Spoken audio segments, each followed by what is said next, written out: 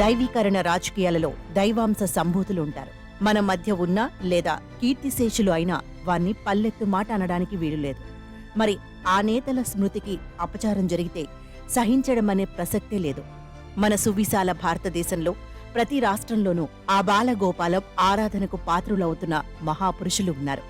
ఎన్నటికీ వారి కీర్తికాంతులు మసకబారు, యశో తేజస్సు వెలవెలపోదు. మహారాష్ట్ర అంటే మనకు గుర్తుకు వచ్చేదెవరు? ఛత్రపతి శివాజీ.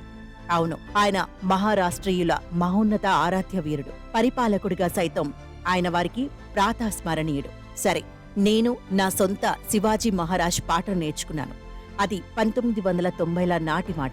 ముంబై విమానాశ్రయానికి పునర్నామకరణం విషయమై ప్రజల్లో తర్జన భర్జనలు జరుగుతున్న సందర్భం అది.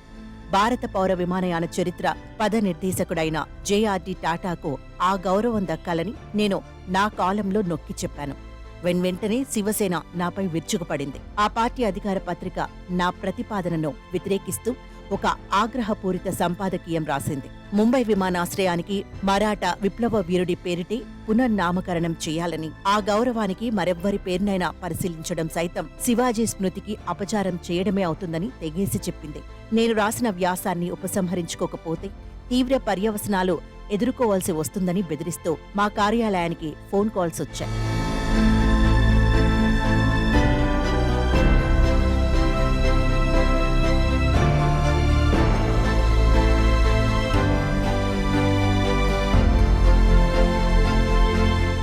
మూడు దశాబ్దాల నాడు నేను నేర్చుకున్న పాఠం నేడు మహారాష్ట్ర ప్రభుత్వాన్ని వెన్నాడుతోంది, ఇబ్బంది పెడుతోంది, చికాకు పరుస్తోంది. సింధుదుర్గులో కొత్తగా ప్రతిష్ఠించిన శివాజీ మహారాజు విగ్రహం ఇటీవలే కూలిపోయింది. ప్రజలు కలత చెందారు, భావోద్రేకం బద్దలైంది. రాజకీయులు ఊహించిన విధంగానే ప్రతిస్పందించారు. పాలక ప్రతిపక్ష నేతలు పరస్పరం నిందించుకున్నారు, వాగ్యుద్ధాలకు దిగారు. శివాజీ విగ్రహం ఎందుకు కూలింది? మహారాష్ట్ర ప్రభుత్వం తొలుత ఆ పాపాన్ని భారత నావికా దళానికి అంటగట్టడానికి ప్రయత్నించింది. అయితే మరింత నష్టం జరగకముందే నేవీపై తన అభియోగాన్ని ఉపసంహరించుకుంది. శివాజీ ప్రతిమ కూలిన చోటే మరో బృహత్ శివాజీ విగ్రహాన్ని నెలకొల్పుతామని ప్రజలకు వాగ్దానం చేసింది. విపక్షాలు సంయమనం పాటిస్తాయా? నిరసన ప్రదర్శనలను కొనసాగించాయి.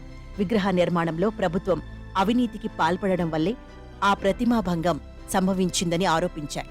మరి అసెంబ్లీ ఎన్నికలు ఆసన్నమైన తరుణమిది కనుక విగ్రహ పతనం రాజకీకరణ కావడం అనివార్యం. ఈ భావోద్వేగ అంశం కాకపోతే మరేది రాజకీయ ప్రయోజనాలకు తోడ్పడుతుంది గనక ప్రధానమంత్రి నరేంద్ర మోదీ 2002 గుజరాత్ ఊచకోతల నాటి నుంచి నేటిదాకా ఎప్పుడైనా బహిరంగంగా క్షమాపణలు చెప్పడం మీరు విన్నారా, కన్నారా?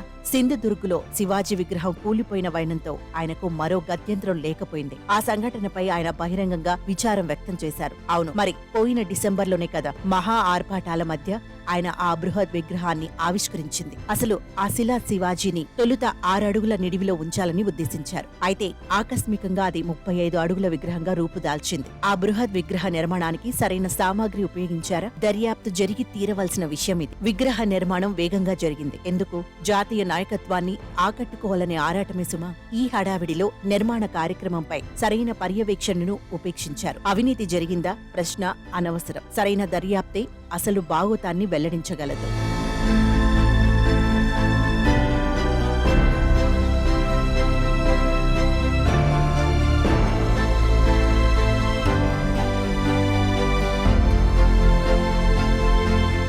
పరస్పర ఆరోపణలు, అభిశంసనల ఆవలకు దృష్టి సారించండి. మహాశక్తిమంతుడైన మొఘల్ చక్రవర్తిని ఎదిరించి నిలిచిన ఆ మహానాయకుడి శిలా విగ్రహం మట్టి బొమ్మలా కూలిపోయిన వైనంపై నిశితంగా ఆలోచించండి. మన పరిపాలన పద్ధతి, మరీ ముఖ్యంగా రాజకీయ వ్యవస్థ ప్రాధాన్యతల గురించి ఆ కూలిన ప్రతిమ చెబుతున్నదేమిటి? మహారాష్ట్ర వ్యాప్తంగా సువిశాల భారతవనిలో మరెన్నో చోట్ల చిన్న పెద్ద శివాజీ విగ్రహాలు వేల సంఖ్యలో ఉన్నాయి. కశ్మీర్ నుంచి కన్యాకుమారి దాకా ప్రతి పల్లె పట్టణంలో బాబాసాహెబ్ అంబేద్కర్ విగ్రహం ఒక సాధారణ దృశ్యం. అలాగే మహారాష్ట్రలోని ప్రతి పట్టణంలోని ముఖ్య కూడలిలో అంబేద్కర్ విగ్రహం మీకు తప్పక కనిపిస్తుంది. ఒక ఆరాధ్య నాయకుడి వారసత్వాన్ని స్వాయత్తం చేసుకునేందుకు ఆ గౌరవనీయుడి విగ్రహాన్ని నెలకొల్పడం లేక ఒక స్మారక చిహ్నాన్ని ఏర్పాటు చేయడం పాలక పార్టీలకు ఒక సులభ మార్గమైపోయింది. ఉత్తరప్రదేశ్ లో మాయావతి అధికారానికి వచ్చినప్పుడు అంబేద్కర్ విగ్రహాల ప్రతిష్టాపన, స్మారక చిహ్నాల ఏర్పాటు ఆమె ప్రభుత్వ ప్రధాన వ్యాపకంగా వర్తిల్లింది. భక్తి ప్రపత్తులతో బాబాసాహెబ్ ను కొలిచే అభిమాన గణాలతో మమేకమవ్వాలని బహుజన్ సమాజ్ పార్టీ అభిలషించింది. అయితే ఆ మహాదేశ భక్తుడు, ప్రజాస్వామ్య దార్శనికుడు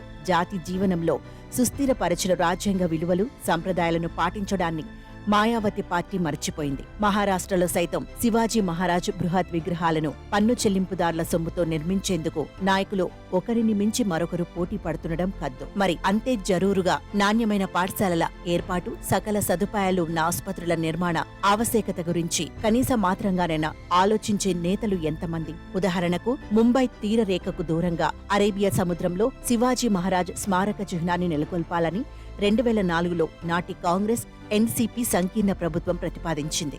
తదాది ఎన్నో ప్రభుత్వాల ఉత్థాన పతనాలు జరిగాయి. ప్రతి ప్రభుత్వము న్యూయార్క్లోని స్టాట్యూ ఆఫ్ లిబర్టీకి ధీటుగా ముంబైకి అభిముఖంగా అరేబియా సముద్రంలో శివాజీ స్మారక చిహ్నాన్ని నిర్మిస్తామని చెబుతూ వస్తోంది.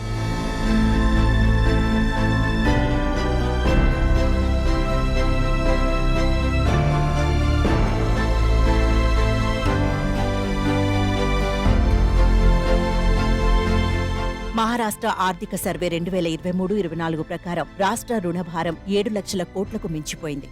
ఆ అప్పులపై చెల్లిస్తున్న వడ్డీ 48,000 కోట్లకు పైగా ఉంది. మహారాష్ట్ర ఇప్పటికీ మన దేశంలో పారిశ్రామిక అభివృద్ధిలో అగ్రగామి రాష్ట్రంగా ఉంది. జాతీయ దేశీయోత్పత్తికి అత్యధికంగా తోడ్పడుతుంది కూడా మహారాష్ట్రే. అయితే వ్యవసాయ రంగంలో పురోగతి బాగా మందగించిపోయింది. గత ఏడాది రుతుపవనాలు దోబూచులాడడంతో పంటల దిగుబడులు పూర్తిగా దిగసిల్లిపోయాయి. గ్రామీణ ప్రాంతాల ఆర్థికత పూర్తిగా కుదేలైపోయింది. గ్రామీణుల దురవస్థలు మిక్కుటమయ్యాయి. ఫలితంగానే గత ఏడాది రాష్ట్ర వ్యాప్తంగా వివిధ జిల్లాల్లోని 1000కి పైగా గ్రామాలను కరువు పీడిత ప్రాంతాలుగా ప్రకటించవలసిన అగత్యం ఏర్పడింది. రాష్ట్రంలో పలు భారీ నీటిపారుదల ప్రాజెక్టుల నిర్మాణంలో జాప్యం జరుగుతుండటంతో వాటి అంచనా నిర్మాణ వ్యయాలు బాగా పెరిగిపోయాయని డిసెంబర్ 2022లో కాగ్ నివేదిక ఒకటి వెల్లడించింది. 2024లో మొదటి 6 నెలల కాలంలో 500 మందికి పైగా రైతులు ఆత్మహత్య చేసుకున్నారు. గత పావు శతాబ్ది కాలంగా మహారాష్ట్రలో ఈ బలవన్మరణాల కథ పదే పదే పునరావృతమవుతూనే ఉంది. చాలా కాలంగా ఉన్న వ్యవసాయక సంక్షోభానికి ఒక పరిష్కారాన్ని కనుగొనడానికి ఏ ప్రభుత్వం ప్రాధాన్యమిచ్చింది? ఇది సమాధానం లేని ప్రశ్నే. అన్నదాతల వ్యధలు చించడంపై దృష్టిని కేంద్రీకరించడం కంటే అరేబియా సముద్రంలో శివాజీ బృహత్ విగ్రహాన్ని నెలకొల్పుతామనే హామీ ఇవ్వడమే తేలిక కదా. తద్వారా పతాక శీర్షికలలో ఉంటూ ప్రజల మద్దతును పొందవచ్చు అనేది పాలక వర్గాల మనోగతంగా ఉంది. మరి పరిపాలనను చక్కదిద్ది దురవస్థల నుంచి రైతులను గట్టెక్కించేదెప్పుడు? ఈ అభాగ్య రైతుల ముత్తాతల ముత్తాతలే కాదు, మహాశక్తివంతమైన మొఘల్ చక్రవర్తి సేనలను ఛత్రపతి శివాజీ నేతృత్వంలో అరవీర భయంకరంగా ఎదుర్కొని విజయాలు సాధించి మరాఠా సామ్రాజ్యానికి పునాదులు వేసింది. శివాజీ మహారాజ్ శౌర్య సాహసాల ఘనతకు, పరిపాలన దక్షతకు వెన్నుదన్నుగా నిలబడింది ఆ మట్టి మనుషులే కదా. మరి ఆ వీరుల వర్తమాన వారసుల తలసరి ఆదాయాన్ని పెంపొందించడానికి నేటి ప్రభుత్వాలు అంకితమవ్వడమే శివాజీ స్మృతిని సమున్నతంగా గౌరవించడం అవుతుంది. అంతేకాని ఆ మహానాయకుడి పేరిట మరో స్మారక చిహ్నాన్ని ఏర్పాటు చేయడానికి ప్రయత్నించడం అనేది ప్రజాశ్రేయస్సుకు దోహదం చేసే పని ఎంతమాత్రం కాదు, కాబోదు. శివాజీ విగ్రహం కూలిపోయినందుకు గుండెలు బాదుకుంటున్న రాజకీయవేత్తలను నేను ఒక ప్రశ్న అడగదలిచాను. రాజకీయ నైతికత, ప్రజా జీవితంలో విలువల పతనమవడం పట్ల కూడా మీరు పరితాపం చెందుతున్నారా? చెందని పక్షంలో మన జాతి ఇతిహాసంలో ఏ ఒక్కడు అయినా శివాజీ మహారాజ్కు నిజమైన వారసులమని చెప్పుకునే నైతిక అధికారం మీకు లేదుగాక లేదు. తాజా కాలం శివాజీ మహారాజు విగ్రహ పతనం పట్ల ప్రధానమంత్రి సత్వరమే ప్రతిస్పందించి క్షమాపణలు చెప్పారు. అయితే ఆయన కాని మరే ఇతర సీనియర్ నాయకుడు గాని ఇన్నాళ్లుగా అన్నదాతల ఆవేదనలో పాలు పంచుకున్నారా? అనేక సంవత్సరాలుగా పదే పదే సంభవిస్తున్న రైతన్నల ఆత్మహత్యలకు అనుతాపం చెందారా?